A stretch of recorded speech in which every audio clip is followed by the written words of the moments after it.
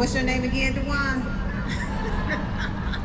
Fantastic. Let's give it up for Dewan one more time. And he is available for bookings as well. Just want to let you know. Now we are going to have the National African American Anthem sung by Jared. Let's give it up for Jared. He is a resident artist at Art Space.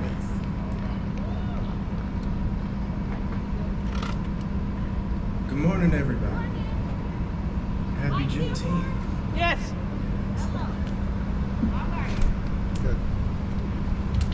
Lift every voice and sing till earth and heaven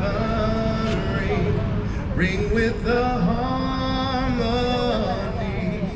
of liberty. Let our rejoicing rise high as the listening skies. Let it resound loud as the rolling sea. Sing a song full of the faith that the dark past has taught us. Sing a song full of the hope that the present has brought us. With our rejoicing rise high as the listening skies. Let it resound loud as the rolling sea. Let our rejoicing rise high as the listening skies. Let it resound loud as the rolling sea. Let us march on till victory is won.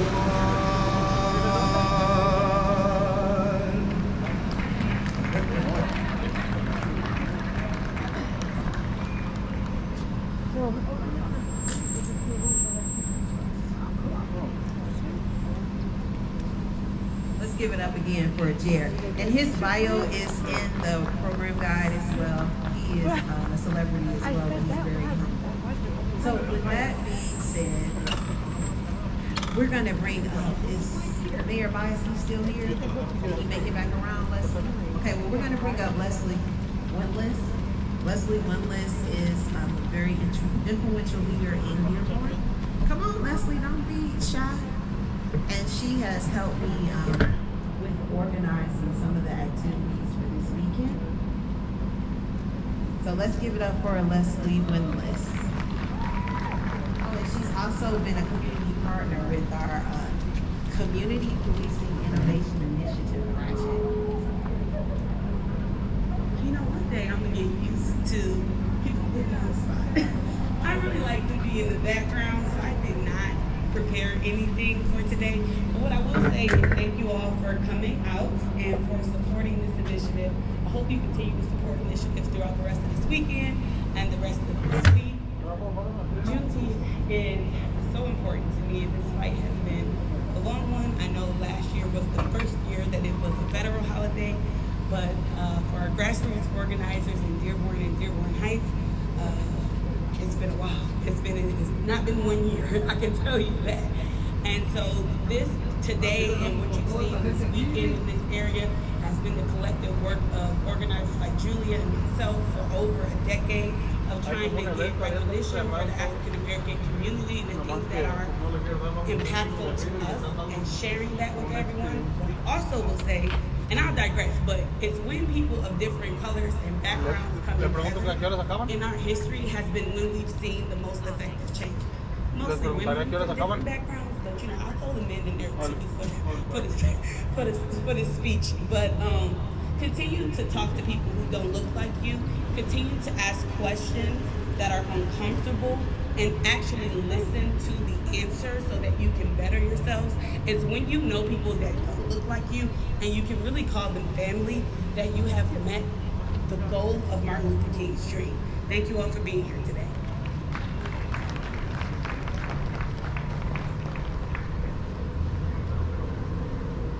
She did really good to be on the spot, wouldn't you say? Very good. Okay, so with that now, I'm going to talk about the history of Juneteenth. For those of us we've heard, but I want to make sure that we understand the story of Juneteenth. So during the celebration of America's Memorial Day, sorry, in the 17th and 18th centuries, New World Africans and their descendants were forced to work for free on the tobacco, rice, and indigo plantations of the southern coast, from the Chesapeake Bay colonies of Maryland, Virginia, south to Georgia. Historians have estimated that 6 to 7 million African people were imported to the New World during the 18th century alone, depriving the African continent of some of its healthiest and ablest men and women. Though the U.S. Congress outlawed the African slave trade in 1808, the domestic trade flourished, and the New World Africans and their descendants population in the United States nearly tripled. You ready to get that back ride on? By 1860, We are. All right. 4 million, with more than half living in the cotton-producing states of the South. Racial labels for New World Africans and their descendants, Negroes, colored, black, Afro-American, African-American. Emancipation. Emancipation is a noun, fact or process of being set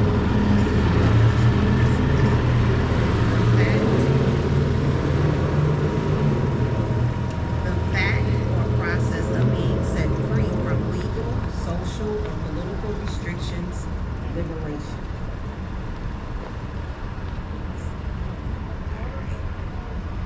New World Africans and their African American descendants' emancipation from chattel slavery used for their free labor, sex, and breeding, and exchangement for camels, guns, trucks, and money.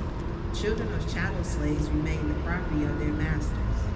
America's New Holiday is a wonderful way to give and receive factual knowledge and wisdom on what happened when emancipation was ordered, decreed, issued, and passed into law for New World Africans and their African American descendants. Union leader General William T. Sherman, Special Field Order 15, gathered a group of black ministers in Savannah, Georgia. The goal was to help the thousands of newly freed New World Africans and their African American descendants. Special Field Order 15 set aside land along the southeast coast so that each black family shall have a plot of not more than 40 acres of a tillable ground. 40 acres is equivalent to 43,560 square feet. General William T. Sherman and Secretary of War Edwin Stanton held their meeting with local New World Africans and their African American descendant leaders. Sherman and Stanton asked the group's leader, the Reverend Garrison Frazier, a series of questions. The fourth question, and this is the one that stood out the most, that was asked: state in what manner you would rather live, whether scattered among the whites and the colonies by yourselves.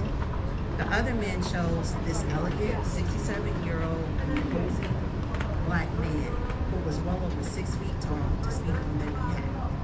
Elmore says, I would prefer to live by ourselves, for there is a prejudice against us that will take years to get over. We want to be domination. We want to be educated.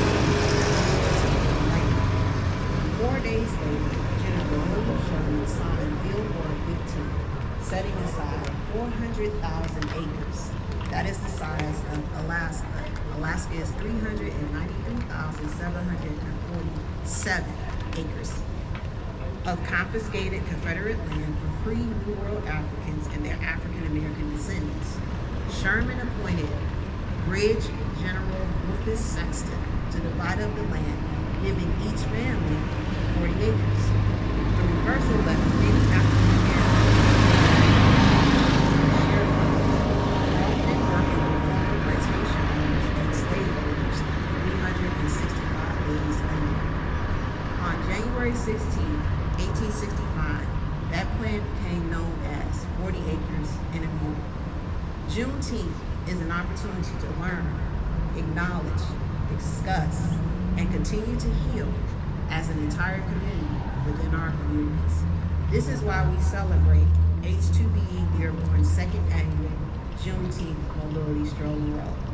Freedom, peace of mind, all of us coming together for a common cause. Juneteenth, Juneteenth, Juneteenth. Come on, Juneteenth.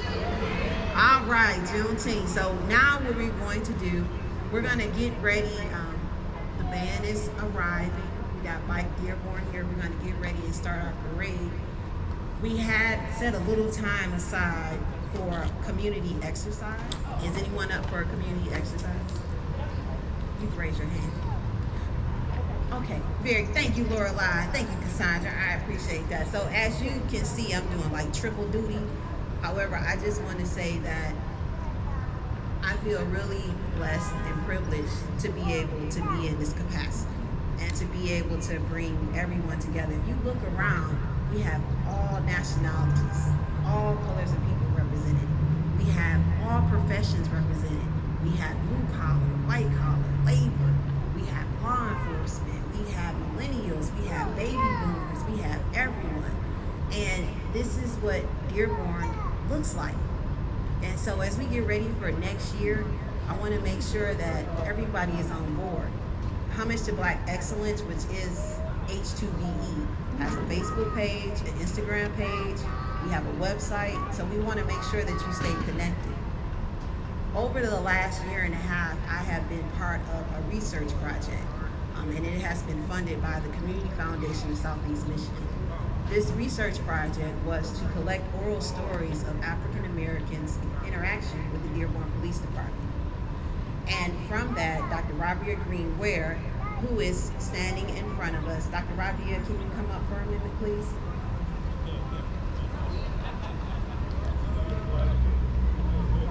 And Elder Woods, you want to come up as well?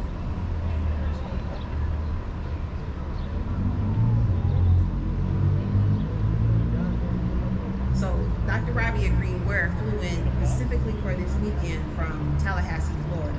She is a professor at Historical Black College, Florida AMU. And she has been the lead researcher on collecting oral stories from African Americans about their interaction with the Dearborn police. Because what is very important to know is that there are still African Americans that are afraid to come into Dearborn. There are African Americans that live in Dearborn that enjoy living in Dearborn because people in Dearborn are very loving, supportive, and helpful.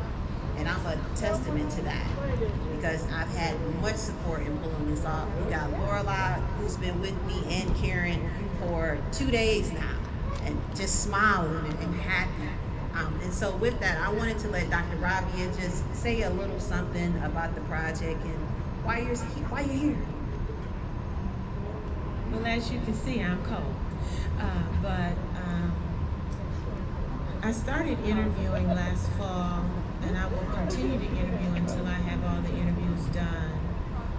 But what, in summary, I learned was that Orville Hubbard has left a legacy of pain that still exists today. And not for the unapologetic violence of the police against people of color during his reign. Some of the themes still exist. And so the purpose of this project is to have an opportunity to hear the voices of people of color in Dearborn and the cities surrounding and bordering Dearborn. And with that voice, the plan is to come with community-based solutions for positive change. That change will then impact the economic development of this city. Because what I learned from a number of people is things have changed here. And they will come here to eat. But Dearborn is not their first choice. They still would rather go to places like Royal Oak, for example, instead of Dearborn. Although they'll come here, but this is not their first choice. That has to change. We should feel comfortable in the spaces that we occupy anywhere and everywhere. And so, if any of you have a story to share or know of someone who has a story to share, come see me. I'll give you my business card, pass it along, contact me, and we'll do a Zoom interview. If you don't have Zoom, I'll walk you through how to upload it. Thank you for your time, and I want to thank Mr. Woods here. He's a technical trainer that has worked with me on this project. Julia for her insight. So I'd like to thank you both, and thank you for your time.